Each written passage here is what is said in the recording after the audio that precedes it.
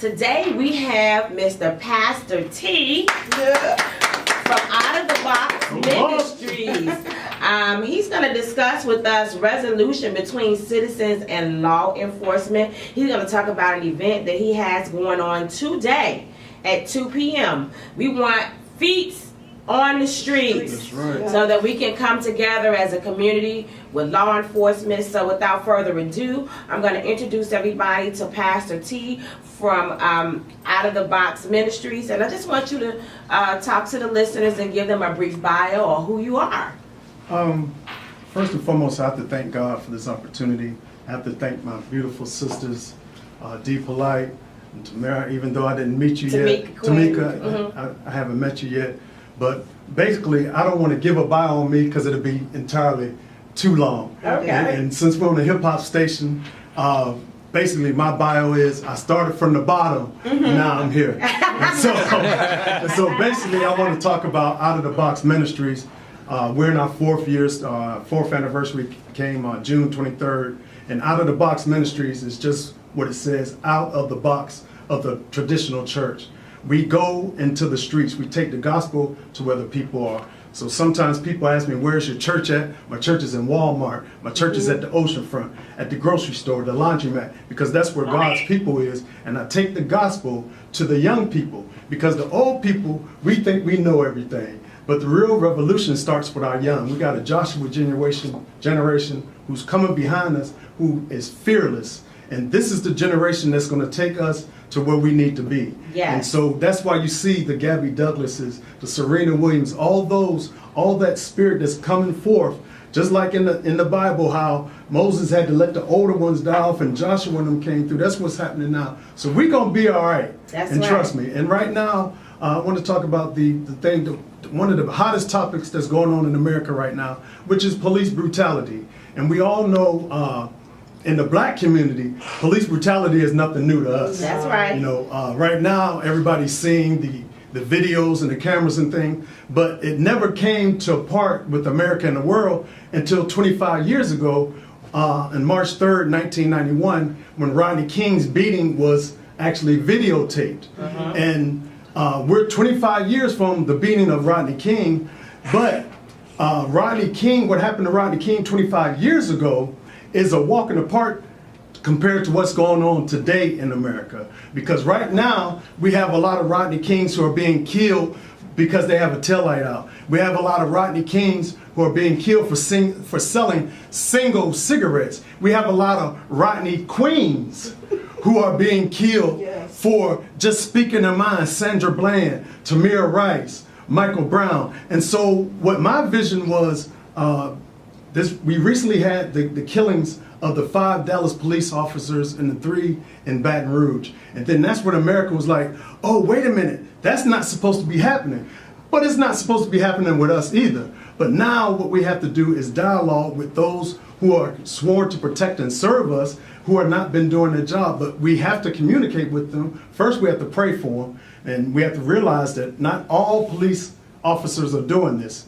But we have to come up with a resolution, and I had a vision that the day after the Dallas police officers were killed, the Virginia Beach police officers got in touch with us, and they wanted us to do a national night out, which was a Tuesday night, and it's a countrywide thing. And I said, well, I got one better than that. What if we came together, citizens and the police department, and showed that there can be unity, that we're not like the Chicagos or the New Yorks or the Dallases, but we can come together in Virginia Beach and show a unified front together with the citizens and the police. And they were blown away with it. And he went to his command, and they said, well, Tuesday's gonna be a rough day. Can we push it back 2 weeks and do it on a Saturday? And I was like, okay, yeah, we can work with that. And when I got with my secretary, I wasn't thinking at the time that we already had a community day event planned for today, August 13th. And so when I got back with them, I said, hey, let's do a March rally type thing. Come together on the 13th. We already had it planned. And so they were so excited. We were emailing. They got excited. They came to the house. Somebody was knocking like the police one night. And I asked my wife, I said, who's that knocking like the police? And she looked out the window and said, the police. And they were so excited to come to see, to get this vision together. And so today at 2 o'clock, those of you who are in the 757 area, we're going to be at 3308 Continental Street in Virginia Beach. There's a park called Plaza Methodist Park. We're going to rally there. Once we rally there, we got a short walk into Cross Cultural Center, which is off of 156 South Plaza Trail. And there we're going to convene with a question and answer session. Ask the police anything you have to ask them.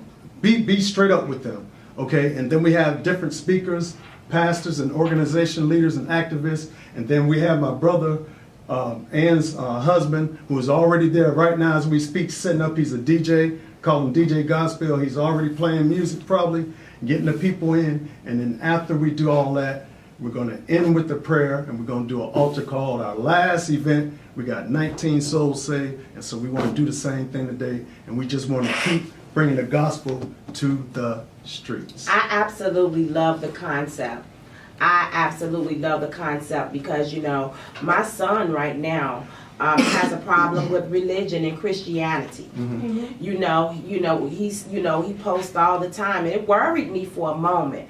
I didn't understand it because we grew up in the church. Mm-hmm. He went to church every Sunday with me, but they're now seeing, and he posts how Christianity was forced up on us and how it was beat into us when we were slaves. So a lot of times now, the new generation is not as receptive, Right. you know, to religion or Christianity, so to speak. So if we can just let them know that, hey, it is a higher being. Right. God is real. And you don't have to, you know, some people say traditionally you do have to go and sit in the church, but the word says you have to meet them where they are. Right. And that was the whole reasoning for Tamika and I coming here to Hip Hop Highlights Radio, correct, Tamika?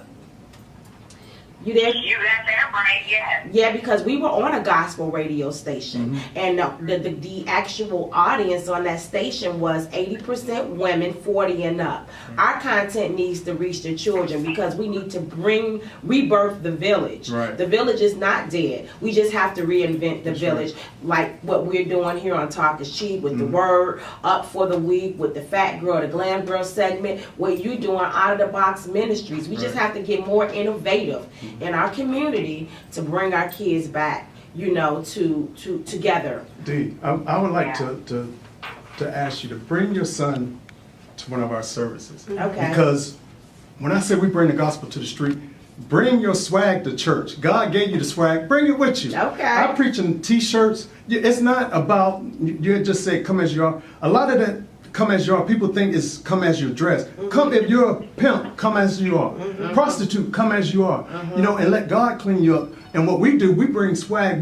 My topics, I had a topic a couple weeks ago, Drunken Love, which they know that song because it's Beyonce's, and it's in the Bible. And so if you we got to stop teaching them grandma's way because they're not feeling that. This is a whole nother generation. But if you come with them with the truth and come with them and be honest with them. I know churches that won't allow brothers in with Snapchats. I know churches that won't let brothers in because they got on Timberlands, tattoos. And see, that's why the young people are turning away, because they seen that religion thing and they're tired, and it's not going anywhere, you know, and they're tired of it. They want to keep moving on. We have children that are quick 1-year-olds on the computer, you know, and so now we have to give them the truth and stop all this Santa Claus and the Easter Bunny and all that mess, and teach them the truth about themselves. And once they have the knowledge of self, they will be able to say, I'm a Christian, but I'm a Muslim too. And I'm also a Jew. And I'm going to trip some Christians out because they're like, well, he can't be saying that. If you knew the understanding behind the meanings of all those, you would see that it's the same thing. A Muslim is only one who submits himself to do the will of Allah, which Allah just means God. And don't let the media trip you and say this, and this.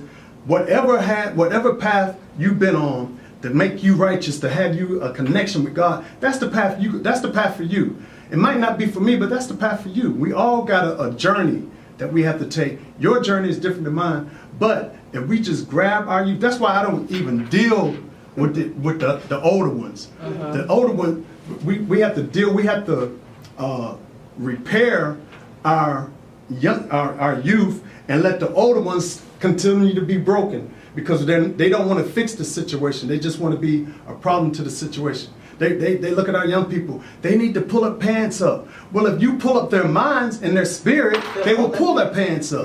And so we got to stop attacking our young people and teaching them the truth, educating them, because it's too much celebrating, not enough educating. And once we educate them and give them the knowledge of self, they'll be the citizens that they're supposed to be out there in society. I agree. Now, in the interest of time, I know that you said you had your gentleman here that wanted to share something with the listeners and the viewers on Talk is Cheap, and he had a little piece that he wanted to give us. So let's see what you got going here, young man. We have somebody live in the studio that's recording with Pastor T. Tamika, and he also is an artist, and he's going to share a piece with us this morning.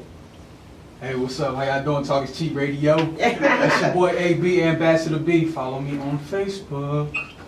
But yeah, you know, I got a series coming out. Well, it's already out actually. I have a new episode of the series coming out. This episode 3 is called Why Y'all Scared on YouTube. Why y'all scared? Why Y'all Scared on Okay. YouTube. And it's, tell us about that. you know, basically it's about being yourself.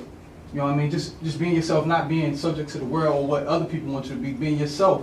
You know what I mean? And giving God the glory in everything we do. Right. So I write scripts and about stuff that's going on in the world right now, like the stuff that Pastor T was talking about, you know, the shootings and killings and stuff.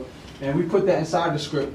But at the end of the script, it's all about not being scared, getting over getting over being scared, your fears. And, you know, that's pretty much it. Okay, let's hear what you got. Oh, what y'all want me to rap? Just a little insert. Alright, let me see what I got. Alright. Pardon my dirty old vest, but I'm about to add some zest. Hey.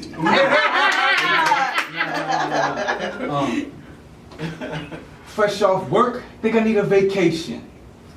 Out of the box at the radio station. There you go. Hey. Pull the plug on dead situations. My daddy told me have patience. His eyes all over the nation. Be careful making your statement. There's kids watching, got two options. Either feed them lies so I can make profit, or feed them truth. Eliminate profit. I want a late profit and I'm weight watching, so I skim the fat off and I call it lean. Basically, I'm living clean. I don't need what the world offer. Eternal life sound better than me. That is All the arguing petty to me. Yeah. Busting guns don't make you a G. Please stop the murders indefinitely. Quit teaching children about chopping keys. Father, please answer me. When I pray in the late night, faced with a great white shark and a snake bite, speeding on the turnpike, trying to lose sight of the devil in my rear view. Voice in my head like, son, he don't hear you. But I'ma do what the words say, do to yourself, stay true, and only a few can motivate you to find yourself.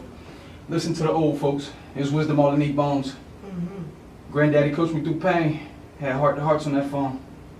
He told me people do wrong, but that's a part of life. Even though it may seem hard, you should always try to do right. So I did. all right. Did you hear that, Tamika? That's off the dome, baby. That's out the box right Well, that was out the there. box. And see, young people gravitate to that.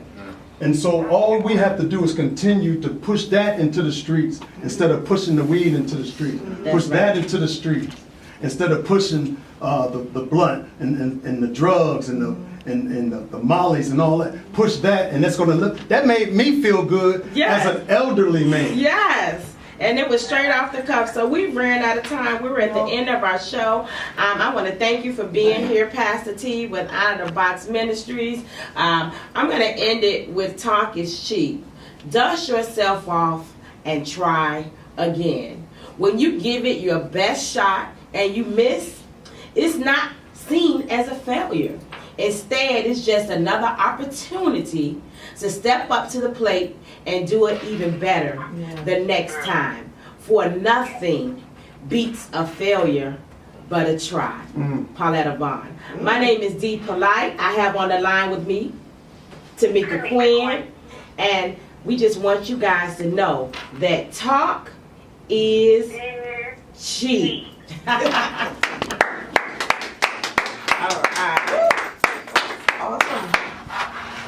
Okay, that was